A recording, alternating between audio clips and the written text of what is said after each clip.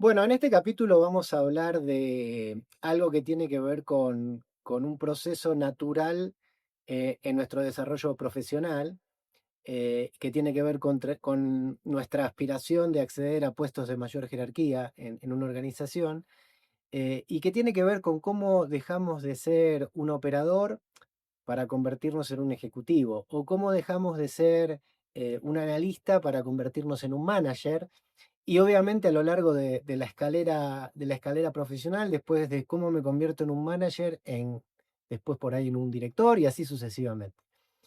Eh, Recuerdo mis épocas de cuando empezaba a trabajar y tenía mis primeros puestos. Yo estaba acostumbrado a que mi jefe me dijera todo lo que tenía que hacer. ¿Sí? A mí me decían, andá y hacé tal tarea, yo iba y la realizaba, trataba de realizarla de la mejor manera posible, ¿sí?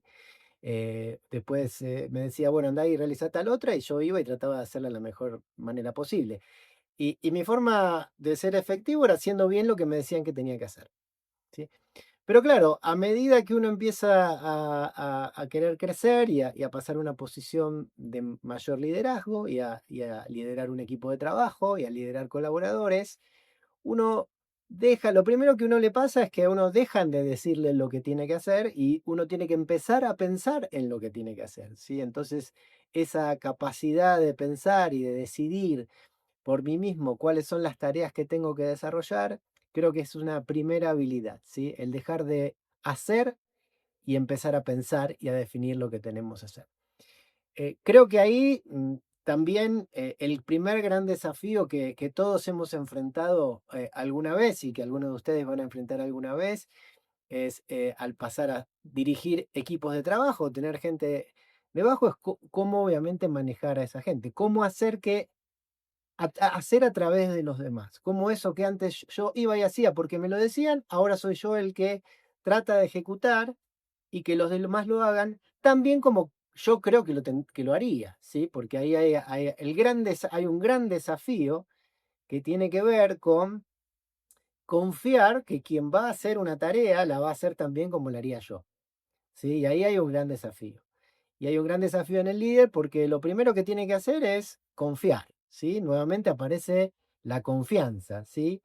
Y el poder delegar, ¿sí? Y el poder, en esto de delegar y de la confianza, está cómo empodero, cómo le doy poder a mis colaboradores para que hagan las tareas y confío que las van a hacer tan bien como las haría yo. He visto muchos ejemplos a lo largo de mi carrera donde estas transiciones son sumamente complicadas, ¿sí? Porque a uno le cuesta dejar de operar, a mí me ha dejado dejar de operar para empezar a hacer que otros operen. ¿Sí?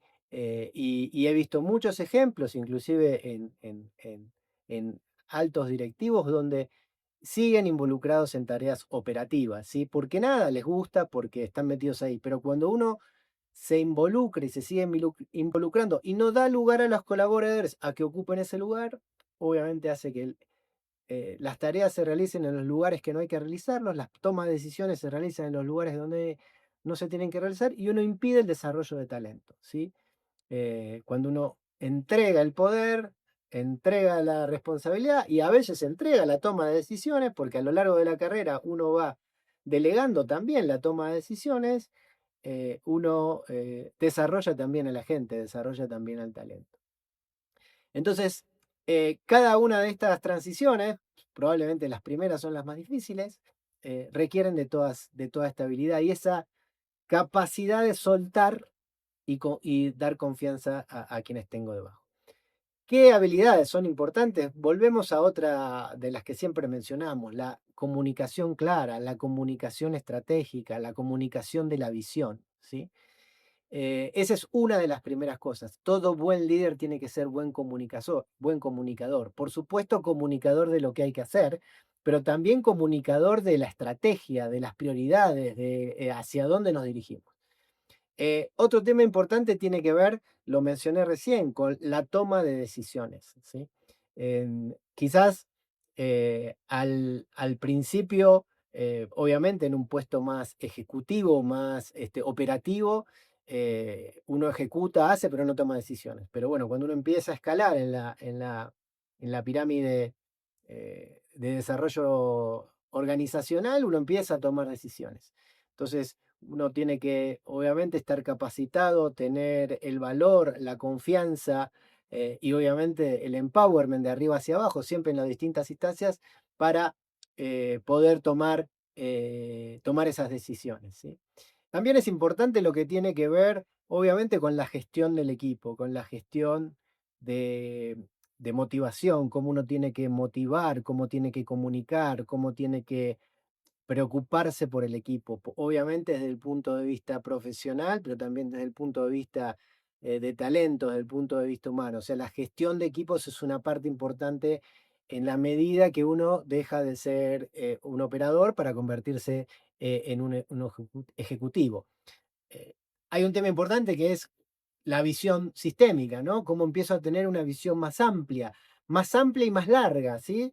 Ya empiezo yo no solo a mirar lo que tenemos que hacer hoy, lo que tenemos que hacer esta semana, tenemos que empezar a proyectar más allá, cuáles son los objetivos de un mes, de un trimestre, qué es lo que viene más allá, cuáles son los objetivos del año. Entonces, se amplía la visión, pero también se extiende la visión en lo que tiene que ver con plazos. Y obviamente también uno tiene que ir administrando gestión de prioridades, gestiones de tiempos, ver cómo los equipos se van moviendo en todo lo que tiene que ver con alcanzar los resultados y moverse en pos de, obviamente, ser equipos de alto rendimiento, ¿no? Que lo hablábamos también en otro capítulo. Les mencionaba, uno de los errores más grandes tiene que ver con este no saber delegar, no saber soltar o lo que es peor todavía, el micromanagement, estar encima de alguien para tratar de entender lo que está haciendo, entender cómo lo hace, ajustar cualquier pequeño detalle. Hay que dejar que los equipos trabajen. Cuando uno empieza a moverse hacia arriba, uno tiene que confiar, uno tiene que soltar y no estar encima. También he visto muchos ejemplos a lo largo de mi carrera de este micromanagement, que nada, es eh, atenta contra el resultado de los equipos, atenta contra el desarrollo de talento y atenta contra el humor, porque cuando yo estoy permanentemente controlado, permanentemente vigilado, termino de ser yo, termino con una sensación de que me están mirando todo el tiempo y obviamente no estoy en la situación de dar mi máxima potencial, porque estoy a veces inclusive con una carencia de seguridad psicológica. Entonces, evitar el micromanagement. Y obviamente acá eh, hay algo que tiene que ver con mi capacidad, mi expertise técnico, ¿sí? Normalmente nosotros empezamos siendo expertos en algo y en la medida que nos vamos desarrollando, tenemos que ir soltando eso. En nuestra área de expertise, de los primeros momentos de nuestra carrera, nos queda para siempre. El problema es que si después no soltamos eso y no permitimos a los equipos, eso de vuelta atenta contra el desarrollo de grandes equipos y obviamente contra el desarrollo de talento y contra nuestra capacidad de pasar a ser grandes gerenciadores, grandes directores y algún día grandes directivos o miembros de un comité directivo. A lo largo de la escala, obviamente, primero están los primeros pasos, pasar a ser un manager, pero después uno pasa a ser director y en la medida que uno va escalando, en realidad ya empieza a manejar gente más senior y eso todavía tiene un desafío adicional porque uno ya no dirige operadores, uno no lidera operadores, uno lidera tomadores de decisiones, uno lidera gente con visión, uno lidera con gente que tiene opinión, uno lidera con gente que lidera equipos. Entonces, este efecto que les cuento es un efecto multiplicador que hay que seguir llevando en la medida que uno avanza en la escala de liderazgo y uno va teniendo mayores responsabilidades y uno va, obviamente, abarcando equipos más grandes. Me ha tocado inclusive liderar equipos multidisciplinarios o interdisciplinarios, que quiere decir que muchas veces uno, cuando avanza, no solo lidera equipos en su área de expertise, sino que lidera equipos donde el área de expertise es de otro. Mi área de expertise siempre ha sido el área comercial, el área de marketing, y más allá de que soy ingeniería industrial y obviamente algo del mundo de supply chain o de las fábricas conozco, bueno, uno lidera y tiene que tener esa capacidad y esa visión compartida de poder dejar que todos hagan, de que todos tomen decisiones, de que de que cada uno se pueda desarrollar y pueda hacer lo mejor en esas áreas de expertise. Em, ¿Qué herramientas puede haber para desarrollar esto? Bueno, siempre es muy importante, obviamente, las conversaciones, tener buenas conversaciones, conversaciones de feedback, conversaciones de cómo voy, conversaciones de ir entendiendo cuál es el impacto que voy teniendo en los colaboradores, cómo me van recibiendo, si mi comunicación es clara, cómo me están viendo como líder. Por supuesto, hay formas de ayudar, como el coaching, como las mentorías, como capacitaciones, como, bueno, un montón de herramientas y elementos que hoy están disponibles para todos, que seguramente en las organizaciones existen, pero bueno, existen elementos y herramientas, algunas de las cuales obviamente en las que yo puedo ayudar a través de mis servicios, pero bueno, no es el único lugar donde ustedes pueden encontrar este tipo de soluciones, este tipo de acompañamientos para ver en qué manera yo me voy desarrollando a lo largo de la carrera. Y si quieren una última recomendación que yo les daría es para ir convirtiéndose en el próximo nivel al que yo aspiro, ¿sí? Primero ser un manager, después un director, después un supervisor o el director de una fábrica, eh, y uno empiecen a mirarse en el espejo de la persona que les gustaría ser. Mírense a veces es el jefe, a veces no es el jefe, ¿sí? Porque por ahí el jefe no es mi modelo a seguir, pero empiecen a mirarse en ese superior, en esa persona que está ahí, en ese lugar que les gustaría ser y empiecen a comportarse como si ya fueran esa persona. Yo siempre comentaba y recomendaba a mis colaboradores, a la gente que trabajaba conmigo, ¿querés ser director? Listo, empezá a comportarte como director. Porque cuando uno se empieza a comportar como el lugar al que quiere llegar antes de tiempo, la elección que van a hacer de uno es mucho más fácil.